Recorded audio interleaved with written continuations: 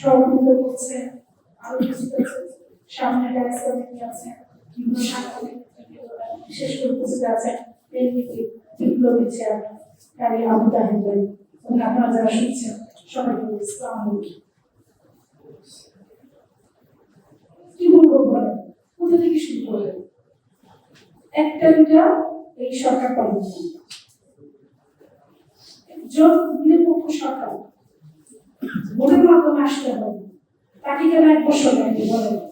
তাকে কোনো জবাবদিহিতা আছে? তাকে ধরে আনা হয়েছে। 2014 সালে আমি একটা বই লিখেছিলাম বড়দ্বীপের বাংলাদেশে। সেখানে বলেছিলাম মাদ্রাসার ছেলেদেরকে কিভাবে ধরে নিয়ে পিটিয়ে অন্ধকারে রেখে চুল বড় করে একটা টার্গেট বাড়িতে রেখে তাদেরকে জঙ্গি নাটক সাজিয়ে দেশটাকে কাবু করে রাখছে বিগত সরকার থেকে থাকার জন্য।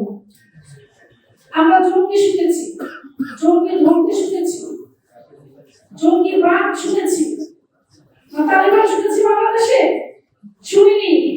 কিন্তু অবাক বিস্ময়ের সাথে আমি লাইভ প্রোগ্রাম দেখেছি আমাদের বর্তমান মাননীয় প্রধান উপদেষ্টা সাহেব আন্তর্জাতিক টেবিলে বসে একটা অনুষ্ঠানে বসে সে তালিবান শব্দ উচ্চারণ করেছে। এর অর্থ কি? আবার বাংলাদেশে কি তালিবান হত্যার নামে আবার মাদ্রাসা ভাই বোনদের উপর আক্রমণ হবে? আমি সন্দেহ করতেই পারি। কারণ বাংলাদেশে আজকে 1 বছর 1 মাস হয়ে যাচ্ছে, আমরা কোনো বাস্তবায়ন দেখছি না, কিছু দেখছি না। এখনো যুদ্ধাহত যারা আছে তাদের যারা একেবারে পঙ্গু হয়ে গেছেন তাদের জন্য কি এই সরকারের কি করণীয়?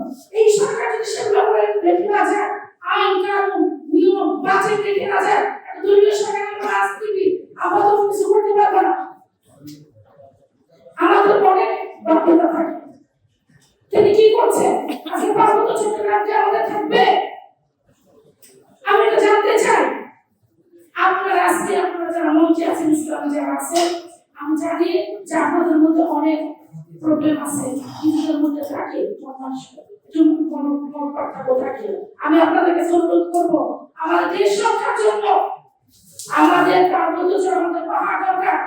আমরা পার্বত্য চট্টগ্রামকে রক্ষা কিছু দিতে পারি না। রক্ষা করার জন্য দেশের মানচিত্র আজকে খাচ্ছে চলেছে। আসুন আমরা ওই মাদ্রাসা যে আছে কওমি তাদের একটা অংশ হাসিনাকে সাপোর্ট করছে, বাকি বিশাল অংশ কিন্তু হয়ে গেছে। যদি সম্ভব হয়, আমি জানি না, আমি এই মাদ্রাসায় পড়াশোনা করি নাই, তাদের সাথে আপনাদের কোনো মূল পার্থক্য আছে কিনা আমি জানি না। যদি সম্ভব হয় তাদেরকে আপনারা রাখেন, আমাদের দরকার আছে আরেকটা যুদ্ধে আমাদের দেশকে রাখতে হবে, আমাদের মানচিত্র অক্ষুণ্ণ রাখতে হবে। আমরা নিজেরা ভোটের পিছনে, আমরা জুলাইয়ের পিছনে পড়ে আছি, সেটা দিয়ে চিন্তা কি হচ্ছে? পার্বত্য চট্টগ্রামে